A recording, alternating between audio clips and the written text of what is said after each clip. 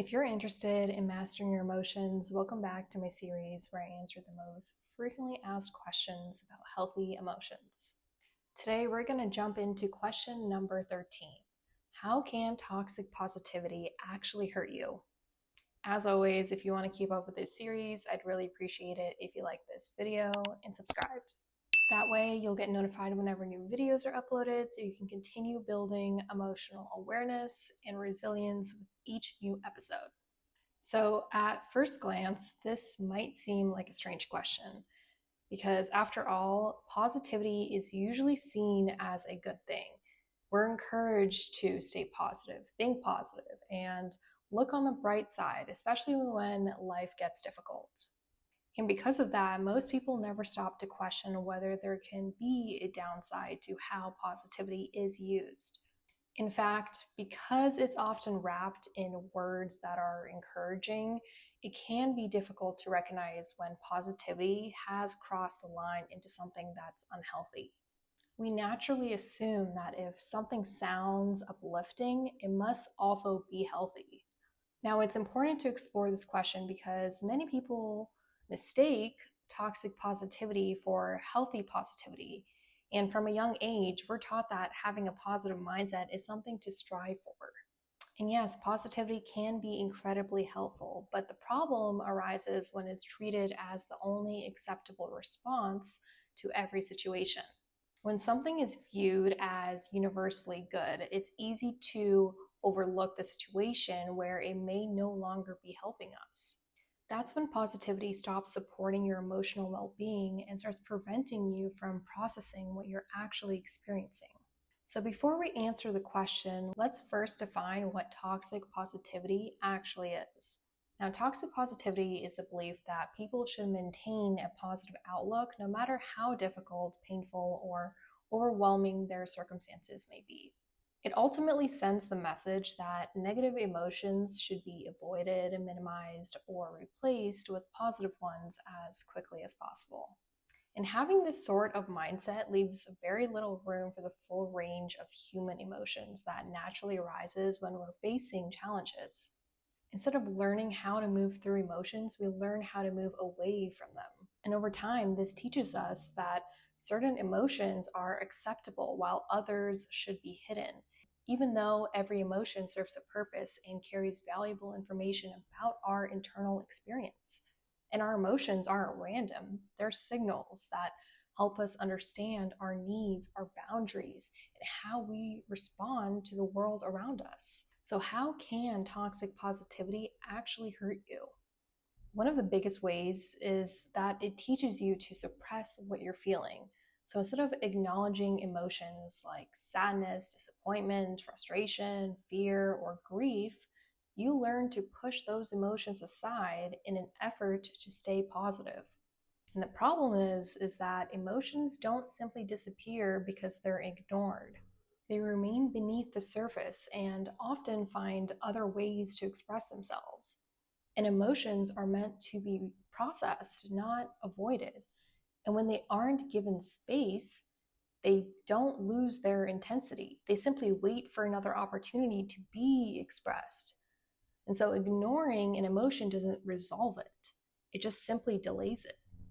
And what isn't processed internally often finds expression externally through our thoughts, behaviors, relationships, or even our physical well-being.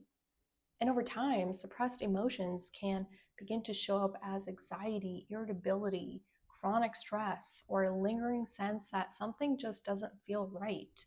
And you may find yourself feeling disconnected from what you're actually experiencing.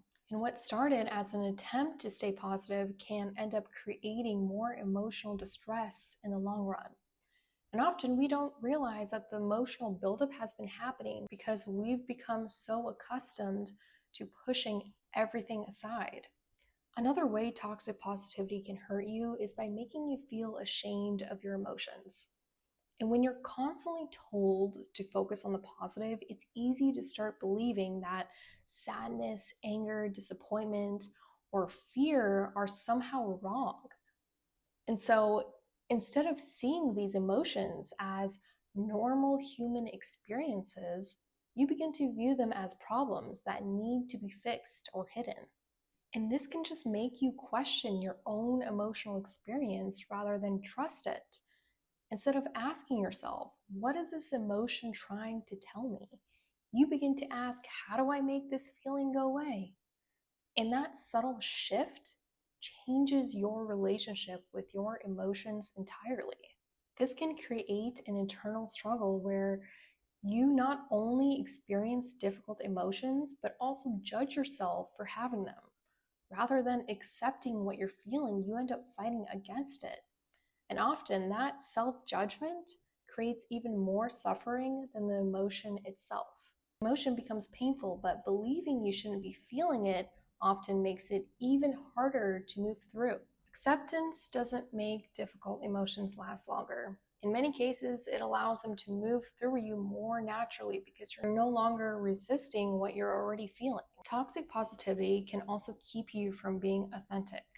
And when you feel pressure to always appear positive, you may start hiding parts of your experience from other people.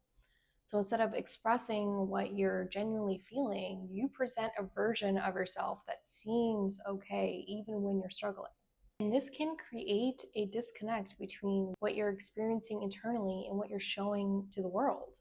And when this becomes a habit, even simple questions like, how are you, become difficult to answer honestly, because you've spent so much time convincing yourself that you're supposed to be okay. And the problem is that authentic relationships are built on honesty, not perfection.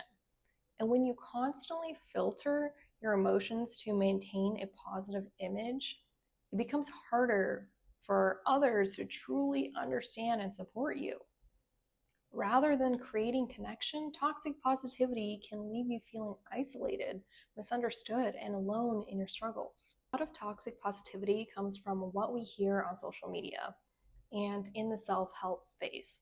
And phrases like, everything happens for a reason, or just stay positive, good vibes only, or don't worry, be happy, are often intended to encourage people. However, when these phrases are used to dismiss pain or avoid difficult conversations, they can have the opposite effect. And the issue isn't necessarily the phrases themselves. It's when they're used at the wrong time or in place of genuine emotional support. Encouragement has its place, but when it comes before understanding, it often feels dismissive rather than comforting. What many people want during difficult moments isn't a positive slogan. They want to feel heard. They want someone to acknowledge what they're going through. And when positivity is used to bypass someone's emotional experience, it can leave them feeling misunderstood, unseen, or disconnected. And feeling understood is often far more better than just hearing the right words. Sometimes the most supportive thing someone can say isn't advice at all. It's simply, that sounds really hard. Because feeling emotionally seen creates the safety people need to begin processing what they're going through. This is why healthy positivity looks very different from toxic positivity. Healthy positivity allows space for difficult emotions. It acknowledges reality instead of denying it. It says, this situation is hard and I believe I can get through it, rather than pretending everything is fine when it isn't. The key takeaway is that positivity becomes harmful when it leaves no room for honesty. And emotions are part of being human, not something we need to earn the right to experience. And every emotion, even the uncomfortable ones, has something to teach us if we're willing to listen instead of immediately trying to silence it. When we stop judging our emotions and start listening to them, we create space for greater self-awareness, resilience, authenticity, and genuine healing.